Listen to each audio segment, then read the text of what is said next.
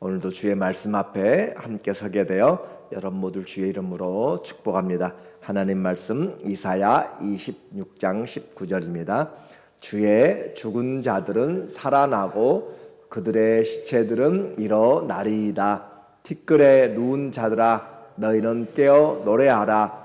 주의 이슬은 빛난 이슬이니 땅이 죽은 자들을 내어 놓으리로다. 아멘. 오늘은 삶의 변화 28번째로 부활신앙이라는 주제로 말씀을 같이 나누겠습니다. 이사야서 삶의 어렵고 힘든 혼돈의 시대지만 하나님의 말씀을 지속적으로 전달하고 있습니다. 그것은 우리의 소망이 하나님의 말씀에서 구원이 나기 때문에 그래요. 그래서 그 말씀을 붙잡는 자, 어떤 환경이나 어려움에서도 주의 말씀이 내게 곤란 중에 위로가 되었고 주의 말씀이 내 생명을 살렸습니다 라고 하는 시편 119편의 말씀처럼 우리에게 말씀은 어떤 때든지 우리를 일어나게 만들고, 그래서 사람은 떡으로만이 아니라 하나님의 입에서 나오는 모든 말씀으로 살아갈 수가 있습니다. 이사야서 24장부터 27장까지는 하나님의 최후의 그 심판과 또 성도들의 승리에 대한 노래, 이사야의 소묵시록이라고 그렇게 이야기했어요. 오늘 26장은 여호와의 날, 승리의 날에 대해서 이야기하고 구원받은 백성들이 새 하늘과 새 땅에서 부를 노래, 곧 부활의 노래를 오늘 우리에게 말해주고 있어요. 1절에 보니까 그날에 유대 땅에서 이 노래를 부르리라. 그날에라고 하는 것, 우리 신앙에서 반드시 기억해야 될 날이 바로 우리 생일도 아니고 다른 것이 아니라 그날입니다. 하나님 앞에 서게 된 날, 그리스도의 재림의 날, 심판의 날로 표현되고 있는 여호와의 날, 그날이 우리에게 중요한 것이에요. 우리가 이 땅에 떠나갈 때도 정신이 그렇게 막지 않습니다. 태어날 때도 우리는 언제 태어났는지 알지 못해요. 그러나 그날은 주님 앞에서 정말 바르게 서야 될 그 날이 되기 때문에 그날을 준비하는 자가 지혜로운 자다라고 하는 거죠. 그 구원받은 자, 하나님 나라에서 하나님의 잔치가 열릴 때 찬송은 성도들의 마땅한 것인데 이 노래를 부르리라. 어떤 노래를 부르는가? 우리에게 견고한 성읍이 있으며 여호와께서 구원을 성벽과 외벽으로 삼으시리로다. 이 말은 하나님의 구원의 찬송을 이야기하고 있어요. 우리에게 견고한 성읍, 새 예루살렘 성이 될 것입니다. 그래서 그것은 견고한데 여호와께서 구원을 성벽과 외벽으로, 자, 우리는 이제까지 성을 지키기 위해서 돌로, 쇠로 여러 가지로 성을 지키려고 하는 것들을 보게 돼요. 그러나 그날의 구원은 하나님 자신이 됩니다. 하나님 자신이 우리에게 구원이 된다는 사실이 참 중요한 거예요. 그래서 여호와께서 구원을 성벽과 외벽으로, 이중벽으로 그렇게 하나님께서 견고하게 세우는데 그 어떤 명예도 우리에게 안전한 벽이 되지 못하고 건강도 어떤 돈도 우리에게 인생의 구원의 벽이 되지 못하고 하나님이 구원이에요. 하나님이 우리 인생의 구원의 벽이 되시고 절대 흔들리지 않는 것. 오늘도 내가 그날 서기 위하여서 그날에 내가 무엇을 가지고 나갈까? 하나님 예수 주의 이름을 가지고 나가야 되고 주의 믿음, 주의 피를 가지고 나가는 자, 하나님이 우리에게 구원의 그 반석이 되고 그 구원의 성읍이 될 때 우리가 안전하다라고 하는 거죠. 그래서 그 구원의 길에 누가 들어갈 수 있는가? 누가 그 구원의 길에 들어가는가라고 보면 2절에 보면 너희는 문들을 열고 신의를 지키는 의로운 나라가 들어오게 할지어다. 신의를 지키는 것, 하나님을 믿는 자들을 말하고 있는 거죠. 하나님의 신의, 믿음을 가지고 있는 자들이 들어오게 될지어다. 그래서 그 믿음 있는 자들은 3절 주께서 심지가 견고한 자를 평강하도록 지키시리니 이는 그가 주를 신뢰함이니이다. 이 26장에서는 하나님 앞에 신뢰하다, 의뢰하다라고 하는 단어들을 많이 반복해서 쓰고 있습니다. 그러니까 결국 믿음은 하나님에 대한 신뢰요, 하나님을 의지하는 것이에요.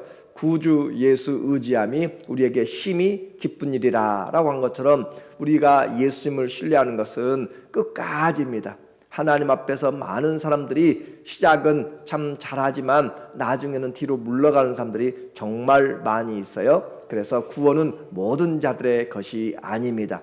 하나님 앞에서 심지가 우리의 마음이죠. 우리의 마음이 견고한 자, 견고하려면은 흔들리지 않는 것을 말해요. 환경에 이리 불고 바람이 이리 불고 저리 불고 이 사람 따라 저 사람 따라 그렇게 움직이는 것이 아니라 뿌리가 견고해서 흔들리지 않는 사람, 그 사람이죠. 그래서 평강하도록 지키시니, 자, 하나님은 우리에게 그렇게 마음이 하나님께 향한 자를 하나님이 우리에게 주시는 은혜가 있는데 평강을 주신다라고 하는 거죠. 우리가 심어진 자리가 바로 예수 그리스도와 안에, 너희는 예수님을 주로 부르는 자는 그 안에 뿌리를 깊이 내리고, 골로새서 2장 6절의 말씀에 뿌리를 깊이, 주 안에 뿌리를 깊이 박고 그렇게 이야기하고 있어요. 그래서 그리스도 안에 뿌리를 박으면 그리스도에게서 나오는 것으로 사는 것이고, 그리스도 안에서 나오는 것은 평강이고 은혜이고 감사고 소망이고 그리스도 안에 있는 온갖 좋은 것들이 우리에게 나오게 되는 거죠. 그래서 주님이 그 심지가 견고한 자들을 더 풍성한 은혜로 채우시는데, 이는 그가 주를 신뢰함이라. 하나님을 신뢰하는 것, 이것이 끝까지 우리가 해야 될 것입니다. 곁길로 가지 않고 우상에게 마음을 뺏기지 않고 세상에 마음을 뺏기지 않고 오직 믿음의 주로 시작해서, 히브리서 12장 2절, 믿음의 주요, 믿음의 시작이란 말이에요. 믿음의 시작이고 또 온전케 하신 마지막 마치는 자, 믿음의 완성자란 말이에요.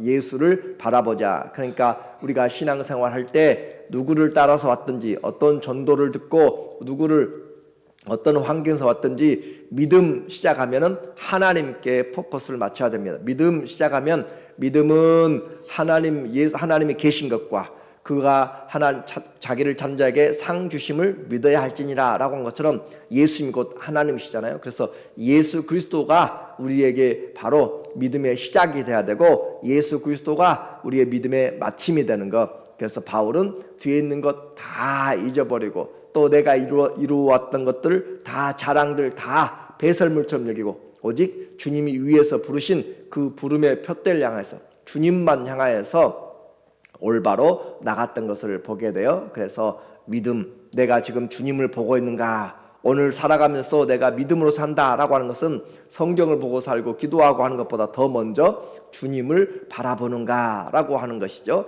그래서 주님을 바라볼 때 시선이 올바로 정해지는 것이에요. 길을 잃어버리지 않는 것이에요. 그래서 주님을 올바로 바라보는 자, 그는 그 앞에 있는 기쁨을 위하여 십자가를 참으사 부끄러움을 개의치 아니하시더니 하나님 보좌 우편에 앉으셨느니라. 예수님이 승천하시고 그 부활하시고 승천하시고 앉으신 것처럼 우리는 예수님 안에서 이미 그 부활의 자리에 또 하나님의 보좌에 앉아 있는 것을 에베소서 2장 6절 이하에서 우리에게 말하고 있어요. 그래서 주님은 이런 신실한 자들의 마음을 굳게 하셔서 믿음으로 믿음에 이르게 한다라고 이야기합니다.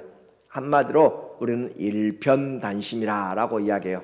해바라기가 해를 따라서 그렇게 방향을 돌리는 것처럼 우리에게 하나님 앞에 주님만 바라보는 일편단심인 사람들, 주님 안에 평강이 있습니다. 환경이 어떻게 변해도 정말로 주님 안에 있으면 평강의 왕이 우리에게 평안을 주시니까 우리는 어려움 가운데서도 주님으로 인하여서 감사가 있게 되고 평강이 왕노하게 되고 은혜가 왕노하게 되고, 오늘도 주님을 바라보면 내가 서 있는 곳에서 우리는 힘을 얻게 돼요. 이것이 우리에게 주는 영적인 축복입니다. 주님을 신뢰할 때 흔들리지 않는다라고 했어요. 4절 보니까 우리에게 말하기를 4절에 너희는 여호와를 영원히 신뢰하라. 주 여호와는 영원한 반석이시미로다. 우리는 이 26장에서 신뢰라고 하는 것, 하나님을 의지하는 것을 반복해서 지금 말하고 있어요. 하나님의 나라 누가 들어가는가? 주님을 신뢰하는 자가 들어간다. 그래서 여호와를 영원히 신뢰하라. 주 여호와는 영원한 반석, 내가 이제 서 있는 곳이 모래인지, 요즘 지진이 지금 대만 그쪽에서 많이 일어나고 있잖아요. 정말 흔들리고 그러면 사람이 살 수가 없습니다. 아무리 견고하게 내진 설계를 하고 해도 하나님이 흔들면 모든 것이 무너지는 것이에요. 그런데 내가 서 있는 것이 돈이 그렇게 많고 건강을 자신하고 모든 건세들이 있고 그런 것 같은데, 하나님이 흔들면 다 무너지게 되고 모래같이 다 무너지게 되고 그림자같이 남는 것이 없어요. 그런데 우리가 서 있는 것, 뿌리 내린 것이 그리스도라라고 했습니다. 그래서 영원한 반석, 주 여호와는 영원한 반석이기 때문에 그 위에 뿌리를 내리고 그 위에 터를 짓고 그 위에 인생을 건축하는 자는 결코 흔들리지 않는다. 주님이 나의 믿음의 반석인 사람, 그 사람이 바로 무슨 일을 당하든지 하나님 앞에 감사하게 되는 거죠. 구원을 받는 자, 끝까지 그리스도 위에 서 있는 사람, 그리스도의 터 위에 서 있는 사람, 그 사람이 하나님의 나라에 그곳에서 찬양하는 자리에 서 있다라고 했어요. 이제 성도의 찬양을 보니까 이제 주님의 구원을 찬양했고, 이제 하나님의 하신 일이죠. 높은데 5절에 보니까 높은데 거주하는 자를 낮추시며 솟은 성을 헐어 땅에 엎으시되 진토에 미치게 하셨나이다.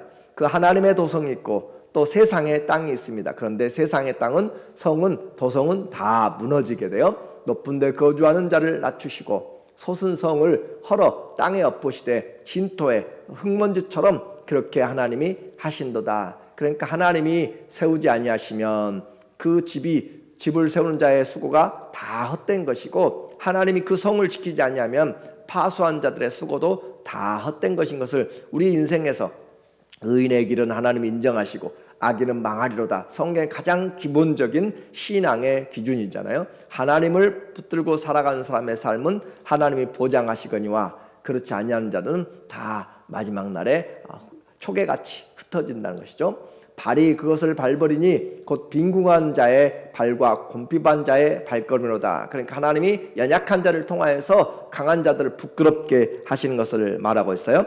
세상의 터 위에 성을 세우는 자들 다 무너지고 오직 우리는 하나님을 바라보면서 그분을 신뢰하는 것이죠. 8절 보면 여호와여 주께서 심판하는 길에서 우리가 주를 기다렸사오며 주의 이름을 위하여 또 주를 기억하려고 우리 영혼이 사모하나이다. 하나님을 사모하는 자, 끝까지 주님을 의지하는 자, 그 사람들에게 하나님이 구원의 은혜를 베푸시고 밤에 내 영혼이 주를 사모하였사오니, 자, 우리의 신앙생활에 결코 쉽지 않다는 것을 말해주고 있어요. 하나님을 사모하고 내 환난의 그 날에 어둠이 우리에게 몰아칠 때, 밤에 그 슬픔이 몰아칠 때도 우리는 하나님을 사모하는 사람들. 그래서 밤에 내 영혼이 주를 사모하였은즉 내 영혼이 주를 간절히 구하오리니, 신앙생활에서 주님을 구하는 것, 그만큼 우리의 삶에 힘들고 어려운 일이 있어도 나는 주를 의뢰하오리니, 다윗이 어려움을 만날 때에 나는 하나님의 손에 빠지기를 원합니다. 세상 사람들에게 또 원수들에게 다른 것이 아니라 하나님의 손에서 심판을 받더라도 하나님의 손 안에서 받기를 원합니다 라고 그렇게 하는 것처럼, 우리는 그리스도를 믿으면서 또 주 안에서 주님을 기다리고, 그래서 이는 주께서 땅에서 심판하시는 때에 세계의 거민이 의를 배움이니이다. 하나님 앞에서 우리는 인생에 대한 밤낮 기다리면서 주님과 동행하는 것이죠. 사모하면서 밤낮 주님의 뜻을 구하고 주님과 동행하는 삶, 이 땅에서 우리의 나그네 된 삶, 주님이 우리의 노래가 되고 우리의 소망이 되고 우리의 기도가 되는 것이에요.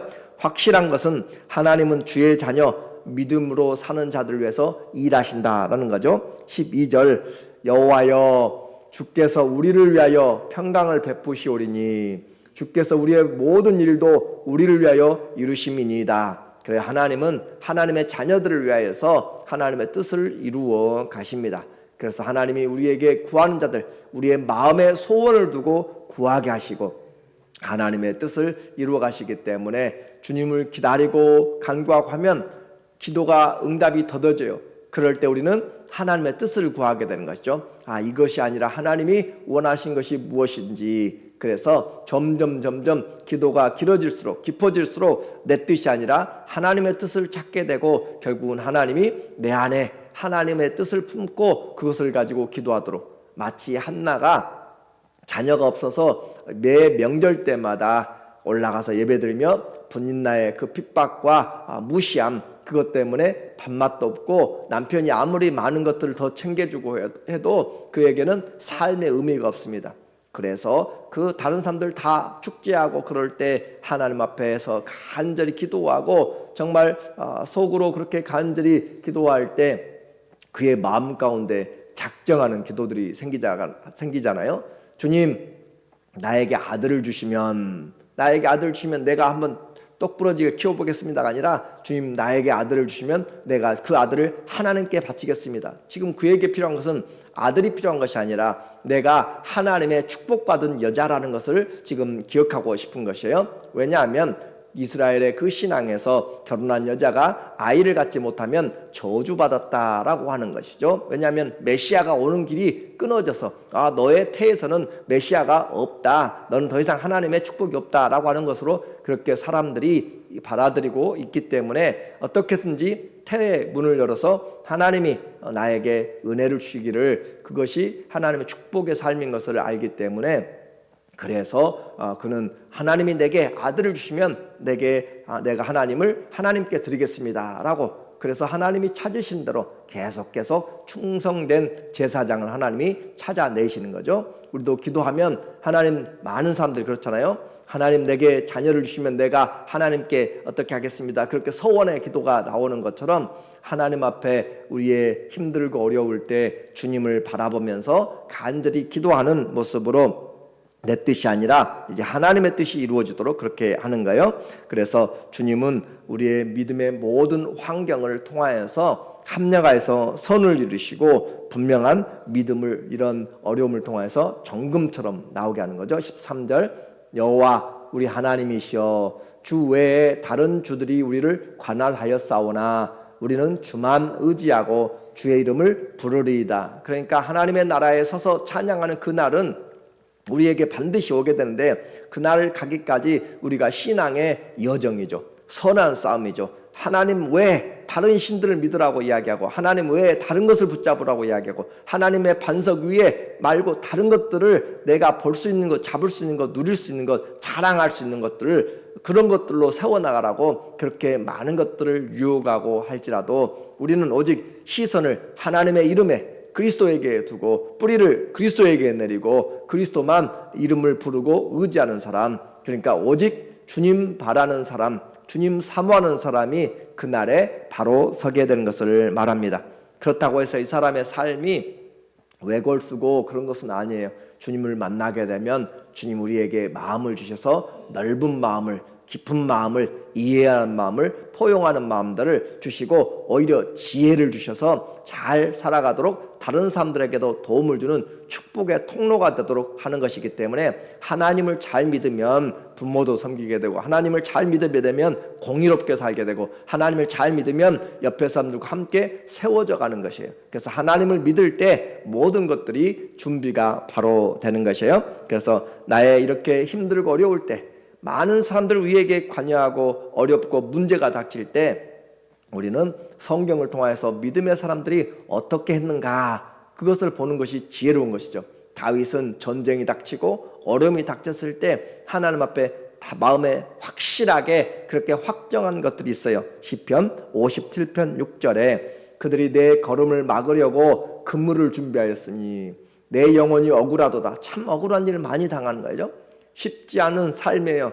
죽이려고 해요. 나는 열심히 하고 나라를 지키고 공을 세웠는데 역적으로 그렇게 몰아갈 수도 있고, 그렇게 억울한 일을 당할 때 그들이 내 앞에 웅덩이를 팠으나 자기들이 그 중에 빠졌도다. 자, 하나님이여, 자기 자신의 이 다윗의 마음에 내 마음이 확정되었고 내 마음이 확정되었사오니 내가 노래하고 내가 찬송하리이다. 우리는 원망에만 머물러서도 안 되고, 하나님 앞에 탄식으로만 머물러서도 안 되고, 하나님 위기 중에라도 내가 하나님께 감사하고 내가 확정하는 것, 내 인생 지금 바꿀 수 없어요. 도망가는 것 지금 이겨낼 수 없어요. 그러나 내가 마음에 확정하는 거 있잖아요. 난 하나님을 의지하겠습니다. 난 하나님을 기도하겠습니다. 난 하나님을 찬양하겠습니다. 내가 확정할 수 있는 것, 환경이 어려워도, 아무리 침상에서도, 아무리 병상에서도, 갇혀 있어도, 어려워도 내 마음에 확정할 수 있는 것은 하나님을 향한 마음이잖아요. 그래서 다윗이 내 마음이 확정되었고 내가 내 마음이 확정되었사오니 내가 노래하고 내가 찬송하리다.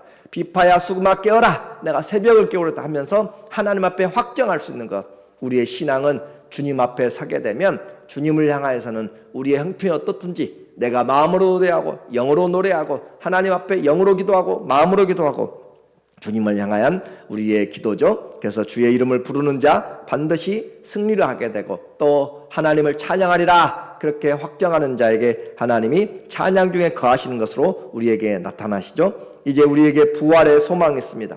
모든 사람들은 다 그날 주님 앞에 서게 되는데 나누어지는 거잖아요. 심판의 부활이냐 하나님의 영원한 생명의 부활인가. 생명과 영생의 부활의 차이예요. 14절 보면 그들은 죽었은즉 다시 살지 못하겠고 사망하였은즉 일어나지 못할 것이니 이는 주께서 벌하여 그들을 멸하사 그들의 모든 기억을 없이 하셨습니다 라고 하는 것은 사망에서 그렇게 그들이 묶여있다 라고 하는 것이죠. 그러나 성도의 부활이 있습니다. 모든 죽음들이 다 내어놓습니다. 19절 주의 죽은 자들은 살아나고 주 안에서 죽은 자들은 살아나고 그들의 시체들은 일어나리이다. 티끌에 누운 자들아 너희는 깨어 노래하라. 주의 이슬은 빛난 이슬이니 땅이 죽은 자들을 내어 놓으리로다. 주의 이슬은 빛난 이슬. 주의 이슬이 정말 빠짐없이 다 내리는 것처럼 생명을 메마른 곳에 황폐한 곳에 생명을 잉태시키는 것처럼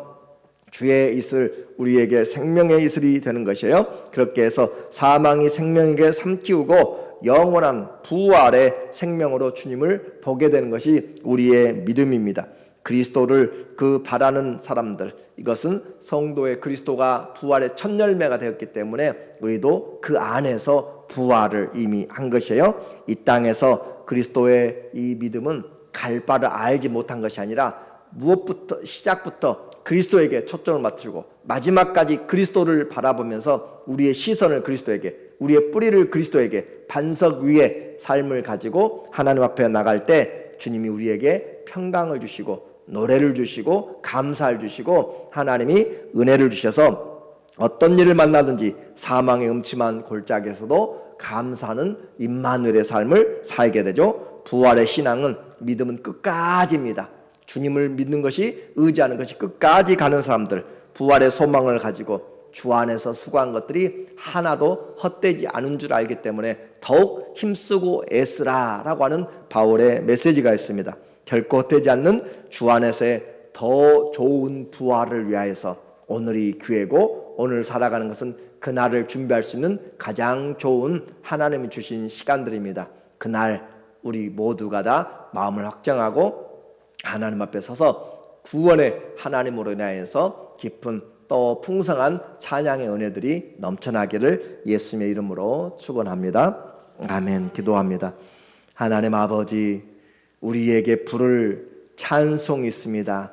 힘들고 어렵지만 우리의 마음을 확정하고 반석 대신 그리스도 위에 우리가 세워져서 살아갑니다. 주님, 흔들리지 않게 하시고 심지가 견고한 자를 평강의 평강으로 시키셔서 반드시 주님의 의로운 이름이 영광 받으시는 주님의 뜻을 행하는 우리의 나그네 된 삶 되도록 인도하여 주시옵소서.